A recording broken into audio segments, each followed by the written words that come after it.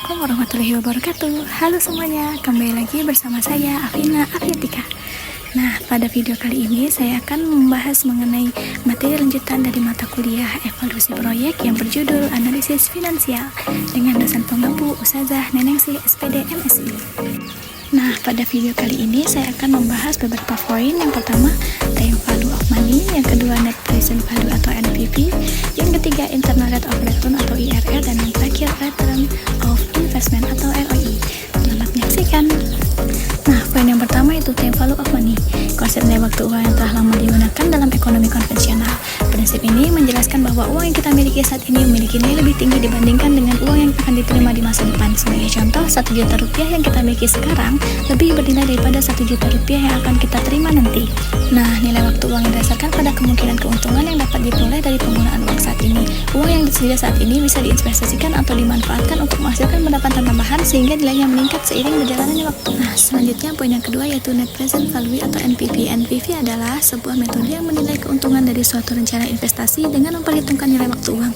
Metode ini dilakukan dengan membandingkan nilai saat ini dari arus kas bersih yang diterima dengan nilai saat ini dari biaya investasi yang dikeluarkan. Dengan begitu, dapat diartikan bahwa net present value atau NPV merupakan perbedaan atau selisih antar nilai sekarang dari arus kas bersih yang biasa disebut dengan proceeds dan nilai sekarang dari investasi.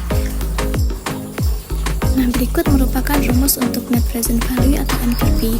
Itu NPV sama dengan RT dibagi 1 ditambah I dikali T, di mana NPV merupakan net present value, I merupakan tingkat bunga, dan T pada tahun atau periode keberapa. Nah, kita masuk kepada poin ketiga yaitu internal rate return atau IRR. Internal rate return atau IRR merupakan metode untuk menganalisis keuntungan finansial dengan mengukur tingkat pengembalian suatu investasi. IRR menghitung suku bunga yang membandingkan nilai kini dari investasi dengan nilai kini arus bersih yang akan diterima di masa depan. Nah, jika IRR melebihi tingkat diskon yang diharapkan, maka investasi tersebut dianggap menguntungkan. Sebaliknya, jika IRR berada di bawah tingkat tersebut, maka investasi mungkin dianggap tidak layak karena pengembaliannya tidak cukup tinggi jika dibandingkan dengan risiko atau biaya modal yang ada. Nah, berikut merupakan rumus untuk IRR, di mana IRR sama dengan I1 ditambah NPV1 dibagi NPV1 dikurang NPV2 dikali I2 dikurang I1, di mana IRR sama dengan internal rate return. I1 merupakan tingkat diskonto yang menghasilkan NPV positif, I2 merupakan tingkat diskonto yang menghasilkan NPV negatif, NPV1 merupakan net present value positif, dan NPV2 merupakan net present value negatif. Baik, selanjutnya kita masuk ke poin yang terakhir, return of investment atau ROI. ROI adalah salah satu rasio dalam kategori rasio probabilitas yang digunakan untuk mengevaluasi kemampuan perusahaan dalam menghasilkan keuntungan selama periode tertentu. Semakin tinggi nilai rasio ini, maka semakin baik kondisi finansial perusahaan tersebut.